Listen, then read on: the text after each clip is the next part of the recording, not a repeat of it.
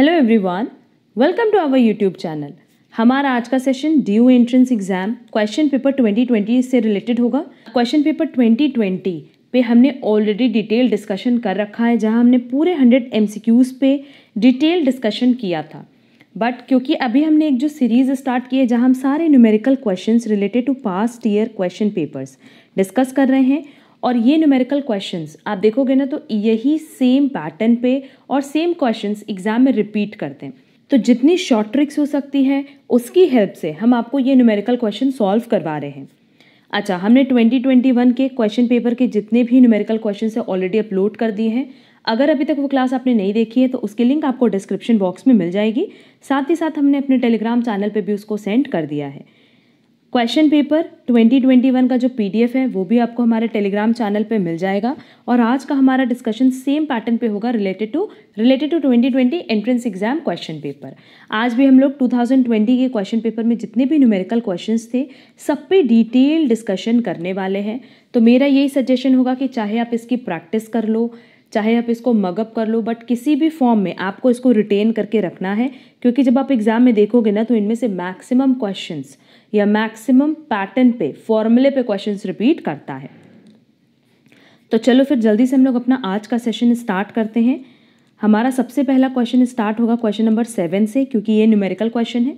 लिखा है the price of good rises from ₹4 to ₹5 per unit and the quantity demanded that for that good contracts from 100 units to 80 units. मतलब price increase हुआ and quantity decrease हुई। इसमें तो किसी student को कोई प्रॉब्लम नहीं होगी, क्योंकि हमें पता है कि प्राइस एंड डिमांड के बीच में किस तरह का रिलेशन होता है, इनवर्स रिलेशन।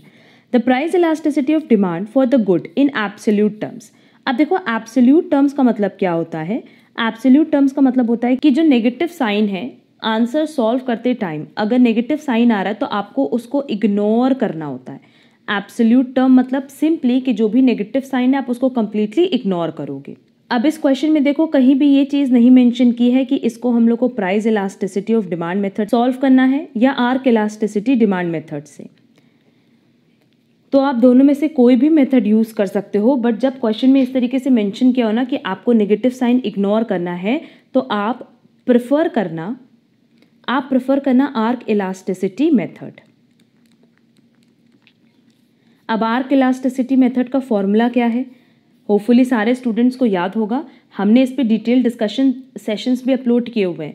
अगर वो सेशंस भी अभी तक आपने नहीं देखा है तो वो क्लासेस आप ज़रूर से कर लेना, क्योंकि वो क्लासेस बहुत रेलेवेंट है। वो भी हम डिस्क्रिप्शन बॉक्स में उसके लिंक डाल देंगे और साथ ही साथ वो क्लासेस हम आपको टेलीग्राम चैनल पे भी सेंड कर देंगे। तो इलास्टिसिटी ऑफ डिमांड का यहाँ फॉर्मूला क्या है, Q1 minus Q2 divided by Q1 plus Q2 multiply by P1 plus P2 divided by P1 minus P2। हमारे पास सबकी वैल्यू दी हुई है। देखो Q1 दिया है 100 यूनिट्स, Q2 दिया हुआ है 80 यूनिट्स, P1 दिया है 4 रुपीज़ और P2 दिया हुआ है 5 रुपीज़। सिंपली फॉर्मूले पे एप्लीकेशन करना है। Q1 माइनस Q2 कितना हो जाएगा, 100 minus 80 is 20 divided by 100 plus 80 is 180 multiply by P1 plus P2 that is 9 divided by P1 minus P2। अब देखो P1 माइनस P2 करेंगे तो वैल्यू कितनी आएगी, -1। बट क्योंकि हमें माइनस साइन इग्नोर करना है तो हम सिंपली यहाँ क्या ले लें, 1 ले लें। क्लियर। अब इसको सॉल्व करके जो हमारा फाइनल वैल्यू आएगा 1 आएगा। अब क्वेश्चन में अगर मान लो एब्सोल्यूट टर्म्स नहीं लिखा होता तब आंसर कितना आता, -1।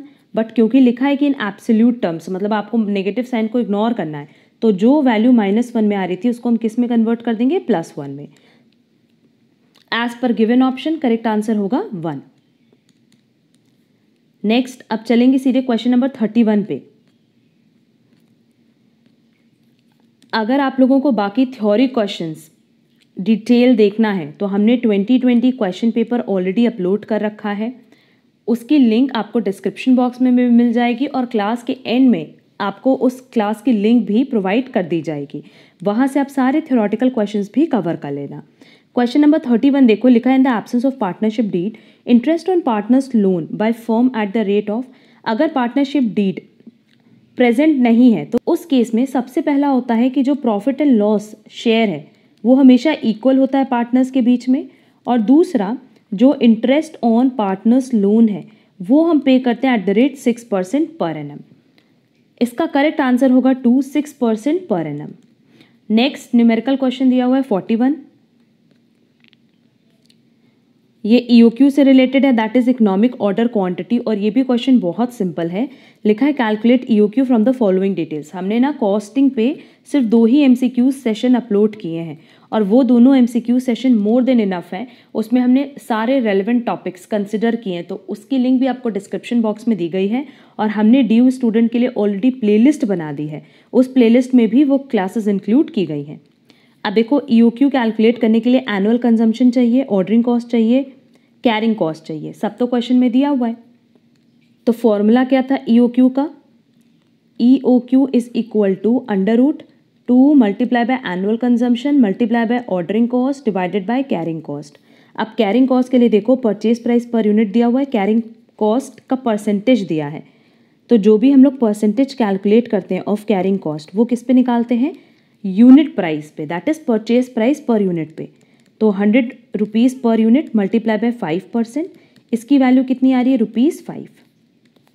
बस अब हम लोग क्या करेंगे, फॉर्मूले पे वैल्यू पुट करेंगे, √2 multiply by annual consumption given है 24,000, ऑर्डरिंग कॉस्ट गिवन है 10 रुपीज़ पर order divided by carrying cost given है 5 रुपीज़ पर ऑर्डर, 5 रुपीज़ पर यूनिट। इसको सॉल्व कर लेना, इसको सॉल्व करने पे फाइनल वैल्यू आएगी 309.8386 यूनिट्स। एंड क्योंकि ये पॉइंट में है तब हम इसको अप्रॉक्स वैल्यू में कन्वर्ट कर देंगे जो कि आएगी 310 units. That is correct answer होगा 1। नेक्स्ट क्वेश्चन नंबर 42, ये भी न्यूमेरिकल क्वेश्चन है। A worker is allowed 60 hours to complete the job but he completes it in 50 hours, how much wages will he get under the Halsey plan. देखो bonus plan में ना 2 ही पूछेगा, either Halsey plan और Rowan plan, और ये दोनों भी हमने अपने कॉस्टिंग MCQs में डिस्कस किया है। तो सिंपली हेल्से और रोवन की बात करें तो ये जो आपको बोनस पे करते हैं ये करते हैं on the basis of time. मतलब अगर आपने 50 आवर का काम 40 आवर के अंदर अंदर कर दिया तो इस केस में ये जो आपके आवर्स की सेविंग हो रही है इसी पे एज पर हेल्से प्लान और रोवन प्लान आपको बोनस मिलता है। मतलब आपकी वजह से जितना टाइम सेव हुआ ना उस पर आपको बोनस दिया जाता है। क्लियर? हेल्से प्लान का जो फॉर्मूला है वो है time taken multiply by wage rate per hour. ये सारे लेबर को मिलता है कि जितना घंटा आपने काम किया और हर एक घंटे का जितना आपको वेज रेट मिलना है, प्लस अब क्योंकि आपकी वजह से टाइम सेव हुआ तो आपको बोनस मिलेगा, और बोनस कितना मिलेगा? 50% of time save multiply by wage rate per hour. आपकी वजह से जितना भी टाइम सेव हुआ उसका 50% कैलकुलेट कर लेते हैं और उतने आवर्स का या उतने टाइम का भी हम आपको बेनिफिट देते हैं या वेज पे करते हैं। बस फॉर्मूले पे वैल्यू पुट कर लो। देखो क्वेश्चन में क्या लिखा है कि 60 आवर्स का टाइम आपको दिया गया बट आपने कितने आवर्स में उसको कंप्लीट कर लिया? 50। तो टाइम टेकन कितना हो जाएगा? 50 आवर्स मल्टीप्लाई बाय, अच्छा इस क्वेश्चन में वेज रेट मिसिंग है और वेज रेट होगा 12 rupees per hour, ₹12 plus 50% of time saved. अब देखो आपकी वजह से कितना टाइम सेव्ड हुआ, जिस काम के लिए आपको 60 आवर्स दिया गया था आपने उसके लिए सिर्फ 50 आवर्स ही लगाया, तो 10 घंटे का जो टाइम सेव हुआ उसका 50% multiply by wage rate per hour. तो पहले इस पोर्शन को सॉल्व करना, फिर इस पोर्शन को सॉल्व करना, दोनों को ऐड कर देना और फाइनल वैल्यू आएगी ₹660। तो करेक्ट आंसर होगा 4। नेक्स्ट क्वेश्चन नंबर 46 पे चलेंगे। लिखा है sales is ₹1 lakh in 2018 and 4 lakh in 2019 and lost ₹10,000 in 2018 and profit ₹50,000 in 2019. PV ratio will be, अब देखो प्रॉफिट वॉल्यूम रेशियो अगर इसके फॉर्मूले की बात करें तो इसका एक फॉर्मूला ये भी था कि change in profit divided by change in sales. क्या मेरे पास 2 ईयर्स का प्रॉफिट दिया है? हाँ दिया है। क्या 2 ईयर का सेल्स दिया है? हाँ दिया है। 2018 एंड 2019 की डिटेल हमारे पास दी है। तो पहले हम यहाँ पे आप लोगों के लिए एक चार्ट बना देते हैं। 2018-19 हमारे पास सेल्स कितना दिया है? 18 में है 1 लाख और 19 में सेल्स है 4 लाख। वैसे अगर हम लोग प्रॉफिट की बात करेंगे तो 2018 में लॉस है 10,000 का एंड 2019 में प्रॉफिट है 50,000 का। पहले यहाँ से एक पॉइंट समझ लो कि चेंज इन प्रॉफिट जब निकालेंगे तो 50,000 माइनस ब्रैकेट में क्या रहेगा? -10,000। क्यों? क्योंकि प्रॉफिट नहीं है, लॉस है। तो सिंपली हमारा कितना हो जाएगा चेंज इन प्रॉफिट? 60,000। और चेंज इन सेल्स कितना हो जाएगा 3 लाख। बस सिंपली पीवी रेशियो निकल जाएगा हमारा। चेंज इन प्रॉफिट यहाँ देखो हम लिख भी दे रहे हैं कि 50,000 माइनस, करना तो माइनस ही था बट क्योंकि ऑलरेडी ये माइनस में है, लॉस है, तो माइनस माइनस क्या हो जाएगा plus, divided by 3 lakh multiply by 100। और इसको जब आप सॉल्व करोगे तो आपका आंसर आएगा 20%, दैट इज करेक्ट आंसर होगा 2। नेक्स्ट अब चलेंगे क्वेश्चन नंबर 56 पे। देखो 56 वाला क्वेश्चन एक बार अच्छे से समझ लो, ये क्वेश्चन बहुत बार एग्जाम में रिपीट कर चुका है। लिखा है in which of the following case would the Poisson distribution be a good approximation of the binomial distribution.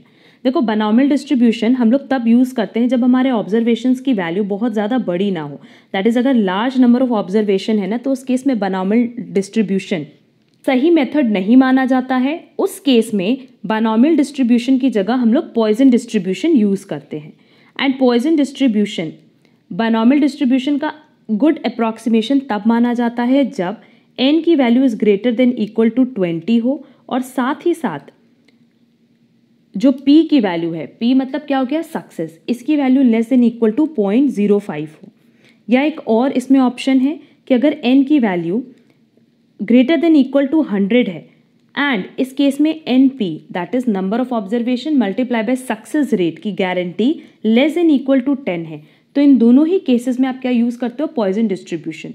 तो आप ये चीज़ देख लेना कि ये कंडीशन फुलफिल होनी चाहिए और जिस केस में कंडीशन फुलफिल होगी उस केस में हम बायनॉमियल डिस्ट्रीब्यूशन की जगह पॉइजन डिस्ट्रीब्यूशन यूज़ करेंगे। देखो हमारे पास जो वैल्यूज़ दी हुई हैं वो n की और p की दी है। अब ऑप्शन देखो, फर्स्ट ऑप्शन में n इज़ ग्रेटर देन 20 है और p की वैल्यू 0.32 मतलब 0.05 से लेस नहीं है, ज़्यादा है, तो मतलब फर्स्ट ऑप्शन तो इनकरेक्ट है। सेम सेकेंड ऑप्शन भी इनकरेक्ट है, थर्ड ऑप्शन तो होगा ही नहीं क्योंकि n की वैल्यू ही 20 से कम है। और फोर्थ ऑप्शन देखो, फोर्थ ऑप्शन में ये दोनों चीज़ ही एप्लीकेबल है ना कि n की value greater than equal to 20 है एंड p की वैल्यू 0.05 से कम है। अच्छा, इसमें ये चीज़ भी देख सकते हैं कि अगर हम चाहते तो n और p को मल्टीप्लाई कर लें तब भी वैल्यू कितनी आएगी 4, तो ये कंडीशन भी फुलफिल होगी कि n की वैल्यू ग्रेटर देन 100 है एंड np की वैल्यू लेस देन 10 है, तो करेक्ट आंसर क्या होगा 4। बस ये दोनों कंडीशन याद रखना एंड दोनों कंडीशन चेक कर लेना। नेक्स्ट अब क्वेश्चन नंबर 63 पे चलेंगे। क्वेश्चन नंबर 63 में लिखा है supply function of a product is given, its price elasticity of supply at ₹5 will be. Simple question है, सेम पैटर्न पे हमने 2021 के पेपर में भी क्वेश्चन सॉल्व करवाया था। ये हमारे पास देखो सबसे पहले जो सप्लाई फंक्शन का इक्वेशन दिया है वो दिया है x is equal to 4p² plus 15 and price elasticity of supply हमें कैलकुलेट करना है, मतलब ES का कैलकुलेशन करना है जहाँ हमारे पास प्राइस की वैल्यू कितनी दी हुई है ₹5। अब अगर हमारे पास प्राइस की वैल्यू दी है इस क्वेश्चन में, देखो हम क्वांटिटी को किसके बराबर मान रहे हैं, x के बराबर, मतलब जो क्वांटिटी है उसको कैसे डिनोट किया गया है x से। क्लियर, तो इसमें तो कोई प्रॉब्लम नहीं है। तो क्वांटिटी का यहाँ पे इक्वेशन दिया है तो हम ये कैलकुलेट कर सकते हैं कि x is equal to 4 multiply by p² is 25 plus 15 that is 115 हमारी ओरिजिनल क्वांटिटी है एंड ओरिजिनल प्राइस कितना है ₹5। यहाँ तक तो होपफुली किसी को भी डाउट नहीं होगा। अब क्योंकि हमारे पास इक्वेशन दिया हुआ है x is equal to 4p² plus 15, अगर हम यहाँ डिफ्रेंसिएशन कर दें तो डिफ्रेंसिएशन की हेल्प से हम निकालेंगे dx divided by dp is equal to 8p। Question में देखो हमें ES that is elasticity of supply calculate करने बोला और इसका फॉर्मूला क्या होता है, चेंज इन क्वांटिटी जिसको हम x से डिनोट करें divided by change in price multiply by original price divided by original quantity.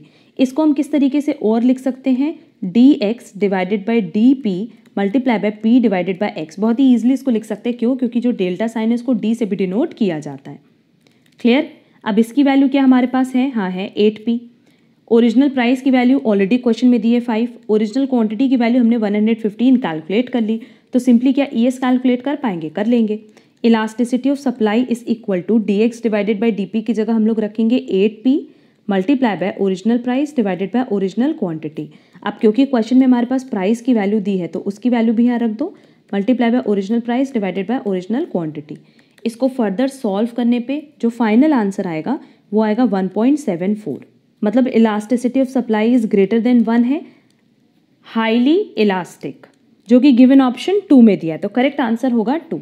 Next आप देखो क्वेश्चन नंबर 64, ये मैट्रिसेस पे, और मैट्रिसेस पे भी हमने डिटेल डिस्कशन सेशन अपलोड किया हुआ है। हमारा यही सजेशन होगा कि पहले वो डिटेल डिस्कशन सेशन देख लो, क्योंकि कोई एक इंडिविजुअल क्वेश्चन देख करके बिल्कुल भी आपको कॉन्सेप्ट क्लियर नहीं होगा। देखो लिखा है if this is equal to this then X Y Z and W की वैल्यू आपसे फाइंड आउट करने बोला है। तो जब हमारे पास इस तरीके से इज इक्वल टू में दिया हुआ है इक्वेशन, नो डाउट हम लोगों को पता है अगर हमने मैट्रिसेस की क्लास की है तो कि इसकी वैल्यू क्या होगी 1, इसकी वैल्यू होगी -2, मतलब हम लोग इस तरीके से इक्वेट कर सकते हैं कि जो सेम प्लेस पे है उसको हम इक्वेट कर सकते हैं। अब क्वेश्चन में हमें किसकी वैल्यू फाइंड आउट करनी है, X Y Z and W की। तो सबसे पहले हम लोग क्या करें, एक्स की और वाई की वैल्यू, सबसे पहले एक्स की वैल्यू निकाल लें। तो देखो एक तो ये इक्वेशन और एक ये इक्वेशन, इससे हमें एक्स और वाई निकल जाएगा, और अगर हम इसको और इसको यूज़ कर लें तो डब्ल्यू जेड निकल जाएगा। देखो इसको डिटेल में सॉल्व कर दे रहे हैं। सबसे पहले क्या करेंगे ना कि एक इक्वेशन बनाएंगे 2x - 3y is equal to, ये किसके इक्वल हो जाएगा 1 के, क्योंकि दोनों सेम पोजीशन पे हैं, और दूसरा हो गया x + 4y is equal to 6, क्योंकि ये सेम पोजीशन पे है। अब सिंपली ये इक्वेशन सॉल्व करने सबको आता है कि इन दोनों को इक्वल करने के लिए सेकंड इक्वेशन को मल्टीप्लाई करेंगे 2 से, तो मेरे पास वैल्यू कितनी बचेगी, ये तो फर्स्ट इक्वेशन है। सेकंड इक्वेशन को जब हम 2 से मल्टीप्लाई करेंगे तो ये होगा 2x + 8y is equal to 12, minus sign लगा देंगे, ये कट जाएगा, ये बचा -11y इज इक्वल टू -11, और y कितना हो जाएगा 1। क्लियर। वैसे ही हम z - w is equal to ले लेंगे -2 and 3z + 4w is equal to 29 ले लेंगे। फर्स्ट इक्वेशन को क्या करो, 3 से, फर्स्ट इक्वेशन को 4 से मल्टीप्लाई कर लो, तो ये हो जाएगा 4z - 4w is equal to -8। अब यहाँ देखो क्योंकि ये प्लस और माइनस में है तो ये कट जाएगा, और ये बचा 7z इज इक्वल टू 21 और z इज इक्वल टू 3। तो मेरे पास y की वैल्यू आ गई, मेरे पास z की वैल्यू आ गई। अब देखते हैं ऑप्शन, अगर ऑप्शन के अकॉर्डिंग ये मैच कर गया तब हमें x की एंड w की वैल्यू कैलकुलेट करने की ज़रूरत नहीं पड़ेगी। यहाँ देखो मेरे पास जो वैल्यू आई थी वो आई थी y is equal to 1 and z कितना आया था 3। सेकेंड ऑप्शन में y दिया है 1, z दिया है 3, बाकी किसी भी ऑप्शन में ये चीज़ नहीं दी है, तो करेक्ट आंसर क्या हो जाएगा 2। और इसकी हेल्प से क्योंकि हमने ऑप्शन फाइंड आउट कर लिया तो आगे आपको क्वेश्चन सॉल्व करने की ज़रूरत नहीं है। नेक्स्ट अगेन देखो क्वेश्चन नंबर 65, ये बहुत इंपॉर्टेंट क्वेश्चन है और हर बार सेम पैटर्न पे क्वेश्चन पूछता है। हमने इसका पूरा कॉन्सेप्ट बताया हुआ है, सेम पैटर्न पे हमने क्वेश्चन 2021 के पेपर में भी सॉल्व करवाया था। तो चलो जल्दी से इसको सॉल्व कर लेते हैं। अब इसी क्वेश्चन का आंसर देखोगे ना तो किसी ईयर के पेपर में 1.5 दिया है, किसी ईयर के पेपर में 1 दिया है, और एग्जैक्ट आंसर कितना आएगा 1.75। सबसे पहले तो देखो मार्जिनल कॉस्ट दिया हुआ है x का कितना 2x + 9 टू द पावर -1/2। तो अब हम लोग क्या करें, इसका इंटीग्रेशन कैलकुलेट कर लें। इंटीग्रेशन कैलकुलेट करते ही ये जो माइनस साइन है ये किस में कन्वर्ट हो जाएगा, प्लस में। तो फाइनल जो हमारी मार्जिनल कॉस्ट की वैल्यू आएगी वो आएगी 2x + 9 टू द पावर 1/2। ये आफ्टर इंटीग्रेशन है। नाउ टोटल कॉस्ट कितना होता है, marginal cost plus fix cost. क्या हमारे पास क्वेश्चन में मार्जिनल कॉस्ट दिया है, हाँ दिया है, ये हमने कैलकुलेट किया है अभी। एंड क्या हमारे पास क्वेश्चन में फिक्स कॉस्ट दिया है, हाँ दिया है। क्वेश्चन में फिक्स कॉस्ट दिया है 4 रुपीज़। क्लियर। अब क्योंकि हमारे पास टोटल कॉस्ट आ गया और क्वेश्चन में हमसे कह रहा था यूनिट प्राइस कैलकुलेट करने के लिए, तो यूनिट प्राइस हम कैसे कैलकुलेट कर सकते हैं, with the help of average cost. तो एवरेज कॉस्ट सिंपली क्या हो जाता है, total cost divided by n, और हम कह सकते हैं x, क्योंकि हमारे पास x यूनिट्स दी हुई हैं 8 यूनिट। टोटल कॉस्ट सिंपली यहाँ पे लिखेंगे 2 अंडर रूट ले सकते हैं 2x + 9, क्योंकि पावर कितना है 1/2 प्लस 4 डिवाइडेड बाय n या x, that is number of units कितनी है 8। अब यहाँ पे ये जो x है इसकी जगह भी क्या रख देंगे, 8 रख देंगे। तो इस पूरे अंडर रूट को सॉल्व करने पे वैल्यू आएगी 5 प्लस 4 डिवाइडेड बाय 8, और हम कह सकते हैं हमारा फाइनल आंसर है 14/8, दैट इज 1.75। और हमने पहले बताया कि सेम पैटर्न पे आप क्वेश्चन सॉल्व करो, आपका अप्रॉक्स आंसर आ जाएगा। इसका करेक्ट आंसर आएगा 1.75, जो कि ऑप्शन में नहीं दिया है। अब एग्जाम में क्या करोगे, अगर सेम क्वेश्चन पूछता है ना तो चाहे तो ऑप्शन 1 दिया होगा, चाहे ऑप्शन 1.5 दिया होगा, जो भी ऑप्शन दिया होगा वो करेक्ट टिक करके चले आना। रीज़न बीइंग उसी बेसिस पे आपको मार्क्स मिलने वाला है। और अगर ऑप्शन में 1.75 दिया होगा तब 1.75 ही टिक करके आना। नेक्स्ट क्वेश्चन नंबर 66 देखो, कंपाउंड इंटरेस्ट पे। और कंपाउंड इंटरेस्ट पे बहुत जल्दी क्लास अपलोड करने वाले हैं। हमने सिंपल इंटरेस्ट पे किया हुआ है क्लास अपलोड, जहां हमने उसका डिटेल डिस्कशन किया था और बहुत सारे न्यूमेरिकल सॉल्व करवाए थे। सेम पैटर्न पे जब हम कंपाउंड इंटरेस्ट की क्लास अपलोड करेंगे तो सारे formulas related to compound interest discuss कर लेंगे और उसके क्वेश्चन भी वहाँ पर डिस्कस करेंगे। लिखा है sum of ₹10,000 deposited for 10 years at the rate 10% per annum compounded continuously will amount to rupees. अब यहाँ पे लिखा है कंपाउंडेड कॉन्टिन्यूसली, तो कंपाउंडेड कॉन्टिन्यूसली का फॉर्मूला क्या होता है? 1 + R divided by n to the power nt। Clear? क्यों? क्योंकि क्वेश्चन में क्या बोला है? Compounded continuously. इस पे हम आगे डिस्कशन करेंगे, इस पे हम अपने कंपाउंड इंटरेस्ट की क्लास में भी डिस्कशन करेंगे। अब क्वेश्चन में कुछ बोला नहीं है तो हम क्या माने कि ये कंपाउंडेड कॉन्टिन्यूसली हो रहा है एनुअली। अब एनुअली मतलब क्या हो गया? तो n किसको डिनोट करता है? Number of times interest is computed और compounded per year. Per year वो कितनी बार कंपाउंड हो रहा है? 1 टाइम्स। क्यों? क्योंकि हम ये मान रहे हैं कि क्वेश्चन साइलेंट है तो ये कंपाउंडेड हुआ होगा एनुअली। क्लियर? t की वैल्यू मेरे पास दिया हुआ है 10, n यहाँ पे भी कितना हो जाएगा? 1, क्योंकि एनुअली मान रहे हैं। क्वेश्चन अगर साइलेंट है, अगर क्वेश्चन में लिखा होता हाफ ईयरली, क्वार्टरली, तब हम n की वैल्यू क्या लेते? अगर क्वार्टरली लिखा होता तो 4, हाफ ईयरली लिखा होता तो 2। अभी इस पे देखो डिटेल डिस्कशन नहीं करें, वो हम अपने सेशन में डिस्कस करेंगे। यहाँ सीधे सीधे फॉर्मूले पे वैल्यू पुट करेंगे। फॉर्मूला क्या हो जाएगा? Principal amount 1 + R to the power nt, जो कि होगा 10। इसको सॉल्व करने पे वैल्यू आएगी 1.1 का पावर 10। फर्दर जब हम इसको सॉल्व करेंगे ना तो मेरे पास वैल्यू आएगी, आप लोग करके देख लेना कैलकुलेटर पे, 1.1 मल्टीप्लाई बाय 1.1 ऐसे करके 10 टाइम्स आप लोग को मल्टीप्लाई करना है। इसकी वैल्यू आएगी 2.59374। तो जब हम 10,000 से मल्टीप्लाई करेंगे तो हमारे पास फाइनल आंसर आएगा 25,937, जो कि किसी भी गिवन ऑप्शन में नहीं दिया है, बट इसका करेक्ट आंसर कितना होगा? 25,937। Next, a linear demand function provides that quantity demanded is nil at ₹50 and demand is 100 units if P is equal to 0. Its price elasticity of demand at P is equal to 25 will be। अच्छा, इस question में देखो कि हमारे पास demand दिया है, price दिया है।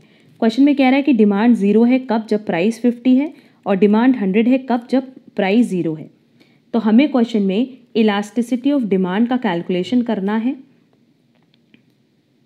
और यहाँ देखो, यहाँ पे हमसे कह रहा है कि मॉड में ईडी का कैलकुलेशन करना है। मॉड मतलब अगेन एब्सोल्यूट टर्म्स में, जहाँ हमें नेगेटिव साइन इग्नोर करना होता है। और ये कैलकुलेशन कब करना है? जब प्राइस 25 रुपीज़ गिवन है। अच्छा, सबसे पहले देखो यहाँ पे जो डिमांड इंक्रीज़ हो रही है वो 100% से इंक्रीज़ हो रही है, और जो प्राइस डिक्रीज़ हो रही है वो भी तो 100% से डिक्रीज़ हो रही है। मतलब प्राइस डिक्रीज़ हुई 100% से, डिमांड इंक्रीज़ हुई 100% पे से। तो ऐसा कहाँ होता है? जब हमारा इलास्टिसिटी ऑफ डिमांड क्या होता है? Unitary elastic, that is 1। Unitary elastic के केस में ये होता है कि अगर प्राइस 10% से बढ़ा तो डिमांड भी 10% से डिक्रीज़ होगा। मतलब दोनों में जो परसेंटेज चेंज होता है वो सेम होता है। तो क्या यहाँ पे परसेंटेज चेंज सेम है? हाँ, सेम है। तो इलास्टिसिटी ऑफ डिमांड कितना हो जाएगा? 1 हो जाएगा। तो सीधे सीधे ऑप्शन हम क्या टिक करेंगे? थर्ड 1।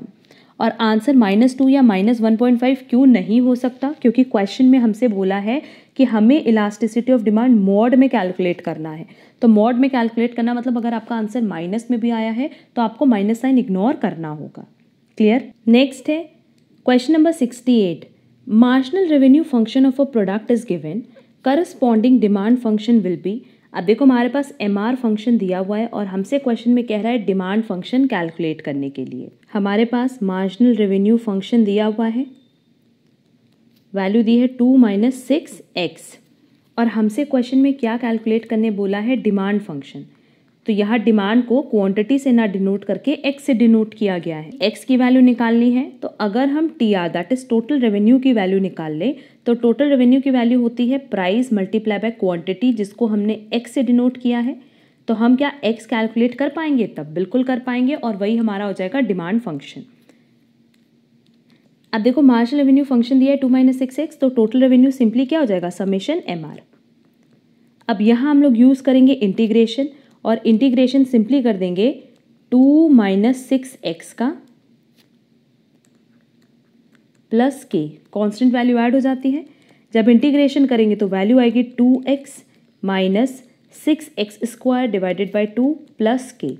अब इंटीग्रेशन पे बहुत जल्दी हम एक सेशन अपलोड कर देंगे, बेसिक इंटीग्रेशन, बेसिक डिफरेंशिएशन कैसे करना है, सो दैट वो आपको समझ आ पाए।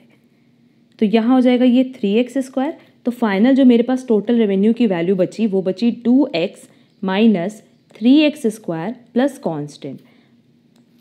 लेट्स से जो हमारा प्रोडक्शन है वो 0 है, तो अगर प्रोडक्शन 0 है तो टोटल रेवेन्यू कितना होगा 0, और k की वैल्यू क्या है कांस्टेंट, तो ये तो हमेशा ही 0 होता है।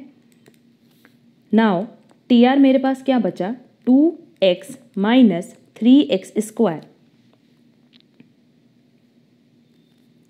और टोटल रेवेन्यू की एक्चुअल वैल्यू क्या होती है प्राइस मल्टीप्लाई बाय क्वांटिटी, जिसको हम किससे डिनोट कर रहे हैं x से। तो क्या इसको और इसको हम इक्वेट कर सकते हैं? हाँ कर सकते हैं। वैल्यू बचेगी 2x minus 3x² is equal to price multiply by quantity, और प्राइस इज इक्वल टू हो जाएगा 2x minus 3x² divided by x, और हम कह सकते हैं 2 माइनस 3x। ये हमारा आ गया प्राइस। जब प्राइस कैलकुलेट कर लिया तो क्या डिमांड फंक्शन कैलकुलेट कर सकते हैं? हाँ कर सकते हैं। डिमांड फंक्शन सीधे हो जाएगा 2 माइनस p डिवाइडेड बाय 3।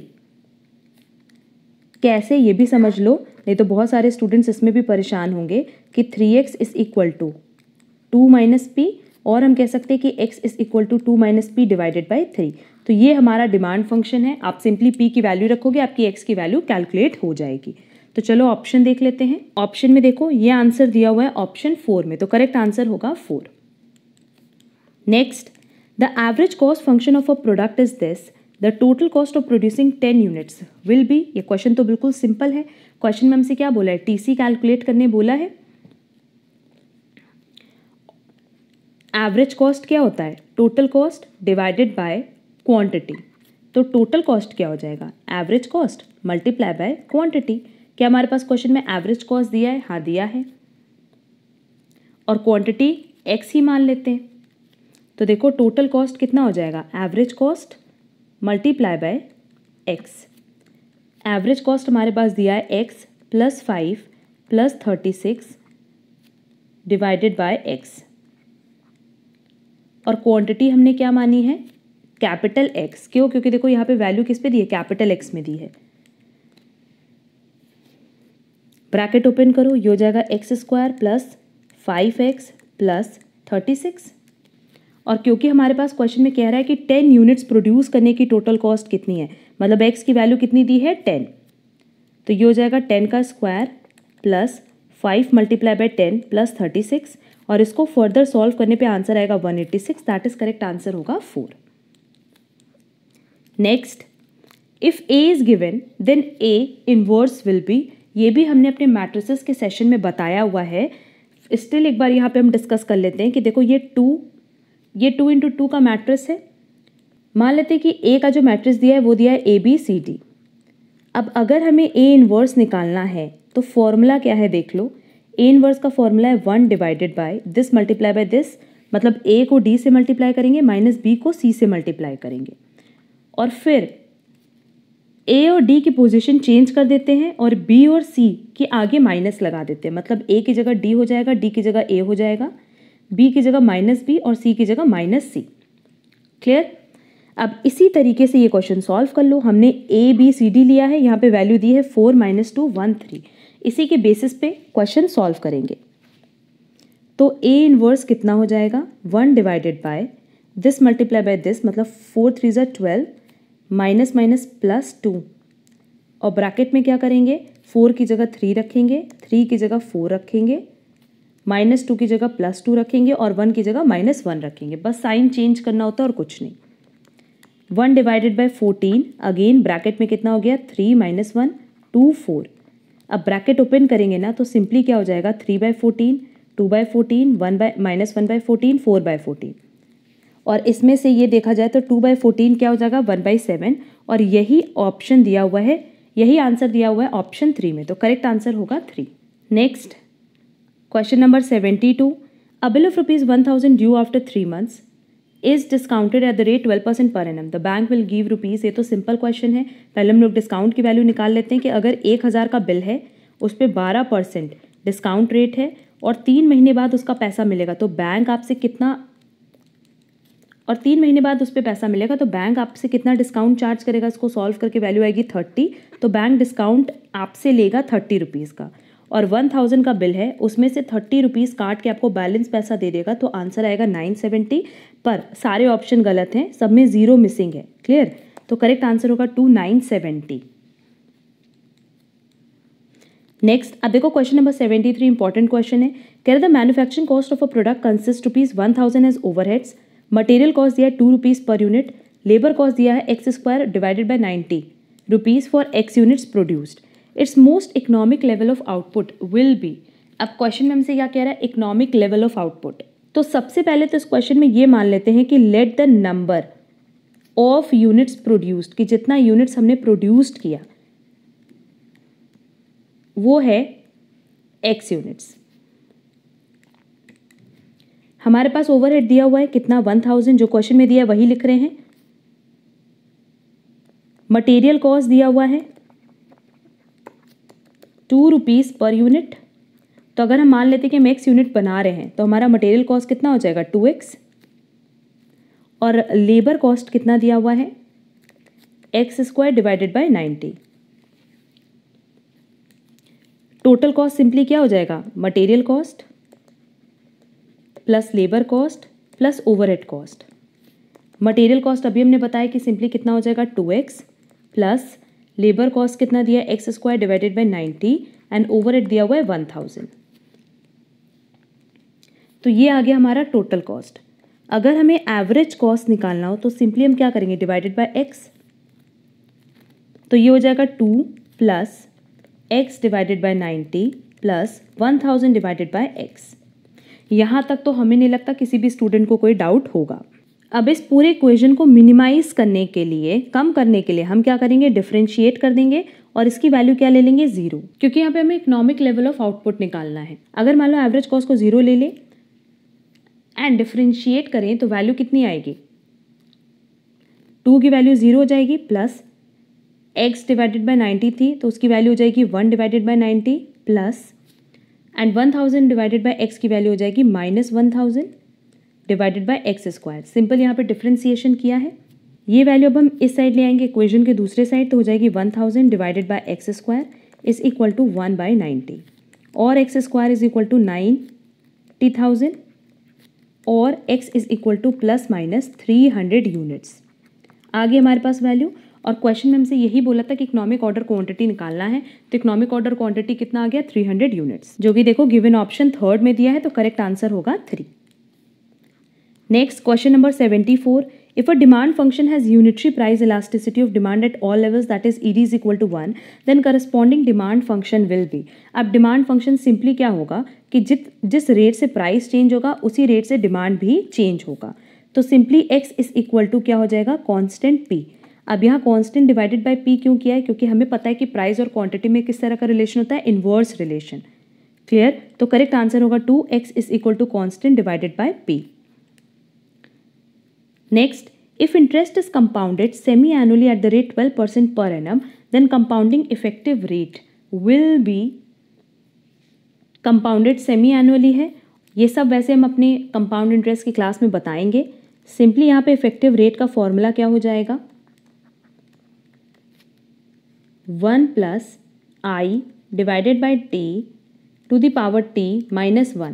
अब आई तो इंटरेस्ट है, इसमें तो कोई दिक्कत नहीं है। टी क्या हो जाएगा? Times per year. मतलब अगर क्वेश्चन में एनुअली लिखा होता तो ये 1 होता, सेमी एनुअली है मतलब 6 महीने की बात कर रहा है, तो कितनी बार आएगा साल में? 2 बार। क्वार्टरली होता तो 4 होता। क्लियर? बस अब वैल्यू पुट कर दो। 1 प्लस आई की वैल्यू दी हुई है 12%, तो 0.12 हो जाएगा, डिवाइडेड बाय टी क्या हो जाएगा? Semi annually that is 2 to the power 2 minus 1। Further इसको सॉल्व करके वैल्यू कितनी आएगी? 1.06 का पावर 1.06 स्क्वायर माइनस 1।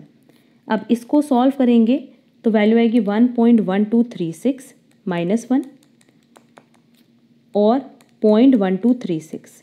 चाहे तो ये आंसर होगा, और अगर हम इसको 100 से मल्टीप्लाई कर दें तो 12.36% हमारा करेक्ट आंसर आएगा, जो कि गिवन ऑप्शन 4 में दिया है। इसके आगे जो भी क्वेश्चन है वो न्यूमेरिकल बेस्ड नहीं है, थ्योरेटिकल बेस्ड है। तो जितने भी न्यूमेरिकल बेस्ड क्वेश्चन थे रिलेटेड टू 2020 क्वेश्चन पेपर वो सब हमने डिस्कस कर लिए डिटेल में। उम्मीद करते हैं कि आप लोगों को सारे क्वेश्चंस प्रॉपर्ली समझ आए होंगे। किसी भी क्वेश्चन में अगर डाउट है तो आप हमसे दोबारा पूछ सकते हो कमेंट बॉक्स में कमेंट करके, या आप हमसे टेलीग्राम पे भी कनेक्ट कर सकते हो जिसकी लिंक आपको डिस्क्रिप्शन बॉक्स में दी गई है। किसी भी क्वेश्चन का डिटेल सोल्यूशन अब हमें भेजने की ज़रूरत नहीं, क्योंकि हमने सब कुछ डिटेल में यहाँ सॉल्व करवाया है। तो आप स्क्रीनशॉट ले लेना या कहीं नोट डाउन कर लेना। नेक्स्ट क्लास में हम लोग 2019 के क्वेश्चन पेपर पे डिस्कशन करेंगे और ऐसे ही अप टू 2011 के क्वेश्चन पेपर पे चलेंगे। अच्छा, एक बात हम बता दें कि जो लीनियर प्रोग्रामिंग का चैप्टर पहले मैथ्स का पार्ट था, अब वो उसका पार्ट नहीं है। एलपीपी से क्वेश्चन दिल्ली यूनिवर्सिटी में नहीं पूछा जाएगा। तो आपके लिए मैथ्स में कौन कौन से चैप्टर इंपॉर्टेंट है, matrices, determinants, SI, CI and statistics में आप पढ़ोगे अच्छे से प्रोबेबिलिटी, जिससे बेसिकली क्वेश्चंस पूछता है। अगर आपको आज की क्लास यूजफुल लगी तो वीडियो को लाइक ज़रूर करना, एंड अगर आप हमारे चैनल पर नए हो तो चैनल सब्सक्राइब ज़रूर कर लेना, सो दैट इस तरह की क्लासेस की नोटिफिकेशन आपको टाइमली मिल पाए। हम बहुत जल्दी दिल्ली यूनिवर्सिटी से रिलेटेड एक क्लास अपलोड करेंगे जहां ये बताएंगे कि आपकी क्या स्ट्रैटेजी होनी चाहिए प्रिपरेशन की, सो दैट आपको एक ओवरऑल आइडिया लग जाए कि कहाँ से आपको स्टार्ट करना है और कहाँ एंड करना है। हम लोग मिलेंगे हमारी नेक्स्ट क्लास में। आज के लिए बस इतना। Thank you so much.